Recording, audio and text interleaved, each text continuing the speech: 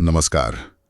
आज हम इतिहास के एक ऐसे मैदान की पड़ताल करेंगे जहां लड़ी गई लड़ाइयों ने हिंदुस्तान की सत्ता का रुख मोड़ दिया। पानीपत। ये सिर्फ जंग के मैदान नहीं थे, बल्कि यहां से भारत के राजनीतिक भविष्य की नई दिशाएं तय हुई। बिल्कुल। और ये देखना बड़ा दिलचस्प है कि कैसे एक ही ज्योग्राफिकल लोकेशन, एक ही जगह बार बार इतिहास के इतने बड़े मोड़ का सेंटर बन जाती है। हाँ, जैसे किस्मत वहीं लिखी जानी हो। हम देखेंगे कि इन 3 खास लड़ाइयों ने कैसे पावर को, सत्ता को, एक हाथ से दूसरे हाथ में शिफ्ट किया। चलिए तो शुरू करते हैं पहली लड़ाई से। तारीख थी 21 अप्रैल 1526। एक तरफ काबुल से आए बाबर और दूसरी तरफ दिल्ली सल्तनत के आखिरी सुल्तान इब्राहिम लोधी। सुना है बाबर की फौज लोधी के मुकाबले काफी छोटी थी। हाँ, संख्या में तो बहुत बड़ा फर्क था। लोधी की सेना कहीं ज्यादा बड़ी थी, लेकिन बाबर के पास कुछ ऐसा था जो नया था। क्या? एक तो तोपे आर्टिलरी, और दूसरा लड़ाई की नई तकनीकें, तुलुगमा और अरब पद्धति। तुलुगमा, ये क्या था? तुलुगमा में सेना के कुछ हिस्सों को दुश्मन के किनारों और पीछे से हमला करने के लिए भेजा जाता था, उन्हें घेरने के लिए।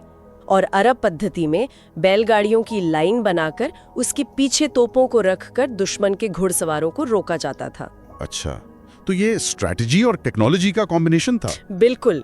लोधी की सेना पुरानी रणनीति पर ही निर्भर थी, हाथी और भारी घुड़सवार जो तोपों के सामने टिक नहीं पाए। और नतीजा बाबर की जीत। और यहीं से भारत में मुगल साम्राज्य की नींव पड़ी।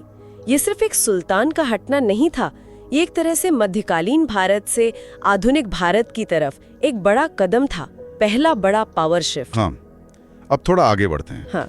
लगभग 30 साल बाद, हाँ। 5 नवंबर 1556, पानीपत की दूसरी लड़ाई। हाँ, और इस बार माहौल बिल्कुल अलग था। कैसे? बाबर का पोता अकबर, वो सिर्फ 13 साल का था। हुमायूं की अभी मौत हुई थी और हेमचंद्र विक्रमादित्य, जिन्हें हेमू कहते हैं, उन्होंने दिल्ली पर कब्जा कर लिया था। मुगल सत्ता खतरे में थी। खतरे में क्या, लगभग खत्म होने की कगार पर थी दिल्ली में। हेमू ने खुद को सम्राट घोषित कर दिया था। लग रहा था शायद मुगलों का दौर खत्म। लेकिन फिर पानीपत में टक्कर हुई। सुना ये लड़ाई बड़ी नाटकीय थी। हाँ, बहुत ज्यादा। अकबर तो छोटा था, तो सेना की कमान उसके संरक्षक बैराम खान के हाथ में थी। लड़ाई चल रही थी और हेमू, वो जीत रहे थे, उनकी सेना हावी थी। फिर अचानक एक तीर सीधा हेमू की आंख में जा लगा। वो हाथी के हौदे से नीचे गिर पड़े। अरे! और सेनापति को गिरते देख उनकी फौज में भगदड़ मच गई।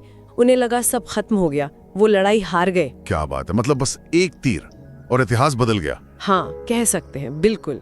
उस एक तीर ने हारी बाजी पलट दी, अकबर जीत गया और इस जीत ने मुगल साम्राज्य को जैसे दोबारा जिंदा कर दिया।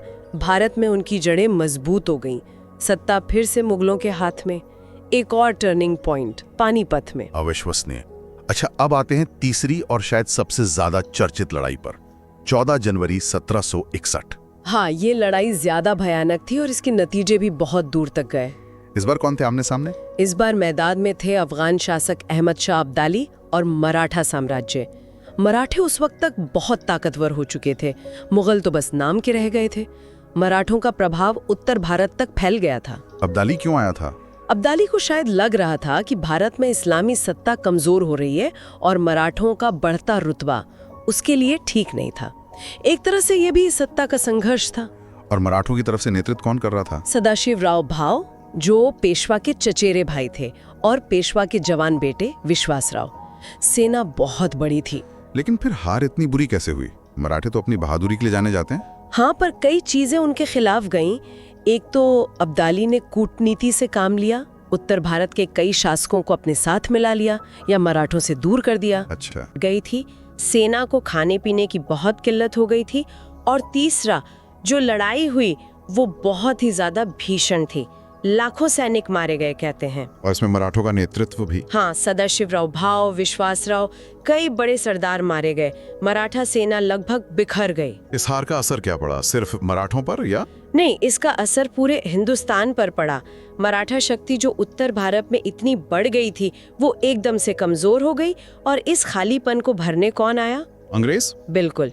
ब्रिटिश ईस्ट इंडिया कंपनी, मराठों के कमजोर होने से उन्हें मौका मिल गया। धीरे धीरे उन्होंने अपने पैर जमाए और आखिरकार सत्ता पर काबिज हो गए। तो ये तीसरा युद्ध एक तरह से भारत में ब्रिटिश राज की राह खोलने वाला साबित हुआ। शायद सबसे बड़ा पावर शिफ्ट जिसका रास्ता पानीपत से ही निकला। तो ये थी पानीपत की कहानी। 3 युद्ध, 3 बड़े मोड़। 1526 में मुगलों की एंट्री, 1556 में मुगलों की वापसी और 1761 में मराठों का पतन, जिसने अंग्रेजों के लिए दरवाजा खोल दिया। हाँ, पानीपत सिर्फ एक मैदान नहीं रहा, ये भारतीय इतिहास का वो चौराहा बन गया जहां सत्ता की दिशा बार बार तय हुई। हर लड़ाई ने एक युग को खत्म किया और दूसरे की शुरुआत की। यहाँ एक सवाल सोच में लायक है, क्या सिर्फ पानीपत की लोकेशन, मतलब दिल्ली से नजदीकी और खुला मैदान होना, ही उसे बार बार लड़ाइयों का केंद्र बनाता रहा? या इसके पीछे और भी गहरे सामरिक या राजनीतिक कारण थे? ये सोचने वाली बात है कि क्यों बड़ी ताकतें बार बार इसी मैदान पर अपनी किस्मत आजमाने आती रहीं।